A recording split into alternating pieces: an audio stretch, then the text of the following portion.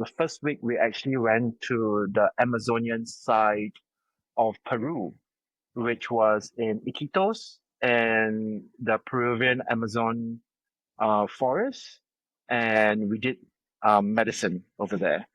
And prior to this, I was already exposed to ceremonies and circles, but this was the first time where I fully dedicated myself to discovering medicinal ceremonies, right at the core of where it originated from.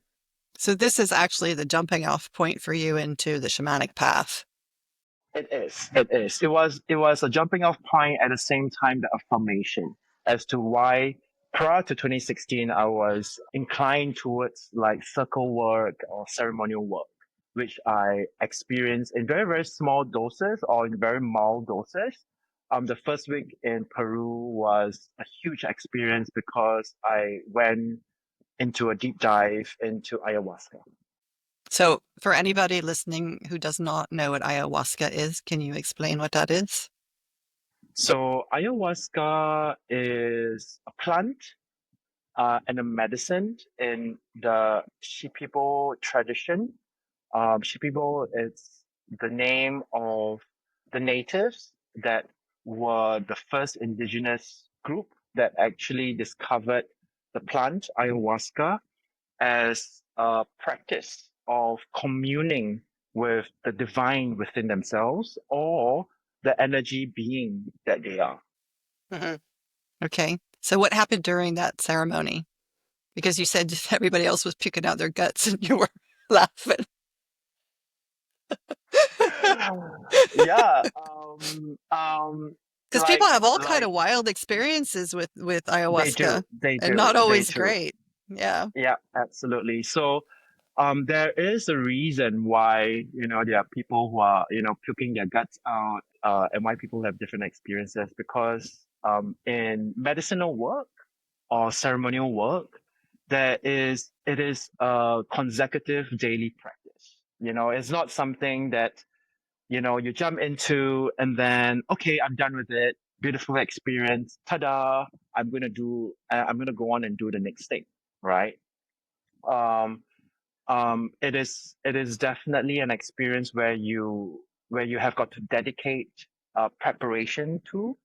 The more you prepare your mind, your body, and your heart, the more you are preparing the vessel and the conduit that you are to receive an activating agent that helps you to commune with your own soul's consciousness and the energy being, the energy person that you are. Let me share my perspective on this because a lot of our experiences, it's a very physical experiences. We experience, with our five senses, the eyes, the nose, the ear, but these are all just like physical experiences. Beyond the physical sensing, there is a energetic driving force that seeds all these experiences. Just like hearing, there are people who can hear the normal sound waves. There are certain people that can hear beyond the audible sound waves, for example. For people who can see, there are some people who can see the physical, things that are around us, but there are also people who can see the non-physical aspects of our world, right? Going into the spiritual or going into the spirit world even.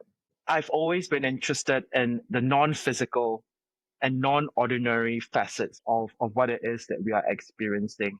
And hence, I found that ceremonial and medicine work creates an environment for one to commune directly with one's energetic experiences.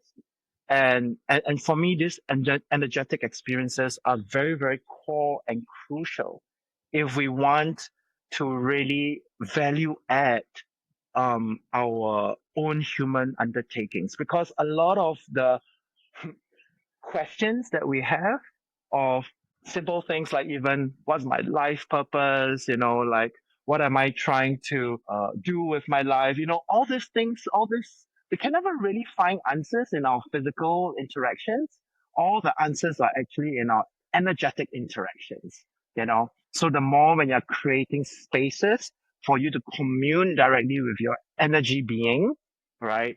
The more you're able to discern and have clarity about what actually drives you forward and moves you forward.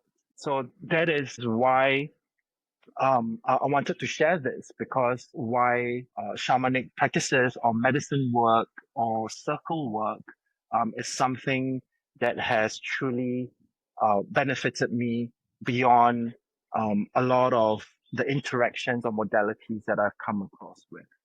So yeah, going back to It to sounds to like the it's experience much itself, deeper. It really it sounds like is it's very, very deep, deep, deep work and absolutely, and absolutely. working on very different aspects all the time that are Hmm. not just the physicality and the mind and the heart. Yeah, It's something yeah, else. Because we all yeah, in spirituality we always talk about heart, mind, body, but yeah. it's more than that as well. Yeah, for me, it's actually heart, mind, body, and more importantly, consciousness. You know, consciousness is something that we can't literally see, sense, or touch, right? But it can be felt, it can be experienced, and it can be experienced. With consciousness, there's no time and space. So whenever we impose the idea of time and space, that is the illusion that we think that we have experienced consciousness with, right? But with a medicine like ayahuasca, it kind of press the pause button, on the time and space kind of continuum and context of the experience, and really pull the veil of illusion in our experience to allow us to directly connect and commune with energies, and how would particular energies translate to different aspects of who we are. But you were saying that also you had this deep remembrance at the time of being a shaman, and that you were singing with the ceremony shamans who were actually holding it, who were singing these in their own languages, their songs. You were singing along with them in their Yeah, languages. and I have never attended ayahuasca ceremony before, and the songs that they were singing were called icaros or icaras, and these were all medicine songs. And these medicine songs were all expressed when they communed with the medicine plant itself and the energies of the medicine plant itself. It would come as a form of a frequency or vibration that enters their field, their body, and then that would naturally translate into a sound that they will express, So right? it's not the same sound song all the time. It's different Yeah, every time. it might be different, but there will be certain similarities as well. There'll be a sound or frequency that opens the space. For example, there will be a sound or frequency, that helps you clear your fields, or there's a sound or frequency that activates or unlocks a certain memory, or there's a sound or frequency that supports you in navigating any trauma, for example. But first day, as we are going into the ceremony, everyone was starting to puke their guts out. I was just yawning and laughing. I was so excited. I was feeling this like almost like homecoming. And then when the first Icaros was sung, I was like, oh my God, I know this song. I know this song. And naturally, without even having the need to wanting to sound along or sing along, the sounds and the words just came out. It wasn't as if something took over me, but it was almost something that already was within me and came out and was expressed through this vessel that I am. But you said that you also had this memory of being in another life, a shaman.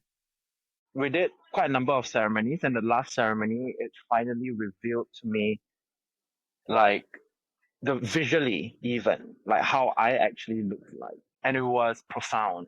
It was really, really profound. But when I saw that image, I recognized immediately who that was and it was really moving actually. Yeah, in the beginning I did not know, but the moment once I process, that experience, I immediately know why was I inclined to certain things, why did I like certain things, why did I, discover or felt so easeful and graceful into certain aspects of things that really fulfilled me, and like a lot of like the cause and the why of why I went into something not knowing fully the reason of why I wanted to go into it, but now like having that really answered a lot of Hmm. this It this explained these a lot of reasons. things. Yeah. Yeah, Yeah, it it, explained it a lot of things. explained a lot of things that nobody else could explain before to you. Precisely. Yeah, yeah, Yeah, precisely. And yeah. and and that's why I think when we make that effort, to commune deeply and dearly with oneself, the experiences that you have, you know, where you guide yourself, teach yourself, and start to trust yourself, right? It is truly like awakening the inner guru or inner teacher within yourself. And no one else would know you yourself better than yourself. Well, I have a question for you because I'm sure that, there's a lot of people who want to do ayahuasca. And I don't think that not everybody should do ayahuasca. I think that, well, first of all, if you have medical conditions, you should not probably do it. But I mean, what is your feeling about everybody doing ayahuasca? And I mean, you've already said, you have to have this kind of preparation that they're doing, but I think that a lot of people just do it to have the experience, and maybe they don't Yeah, necessarily get anything out of it. So, I mean, yeah. who would you recommend if people wanted to go to Peru? What is the mindset that you think somebody should have who wants to do ayahuasca, and what is it that they need to prepare, and who would you recommend shouldn't do it? I would not recommend ayahuasca to anyone who wants to immediately do deep work and wants to use ayahuasca as the first, like a modality to go into deep work, because it's going to be a shock to your system. I would suggest for someone who has done some level of deep work or trauma work, or has experienced what it means to sit in a circle or be in a ceremonial setting, that would most benefit from an ayahuasca ceremony. And most importantly, it is not you being called to the medicine, it is the medicine that calls you. I've known somebody who had an experience of ayahuasca who I'm not sure what her mindset was, but she afterwards used to have very strange experiences. I mean, let's just be open and honest here of when she got high afterwards, that she would felt like this aspect of what had happened to her in ayahuasca was coming through, but it was not coming through in a good way. And I don't think she was able to handle it. So, I mean, I don't know, like with the after effects. Yeah. What are the after effects of ayahuasca for people who are not prepared for it? Yeah. So really, ayahuasca, as I mentioned, it's a full-blown experience of your energy being.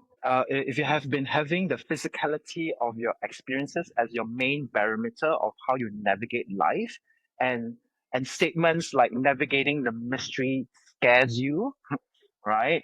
You're not ready for ayahuasca yet, because it is that surrender and openness that is almost one of the prerequisites, you know, that you have been familiar in navigating the relationship with yourself already.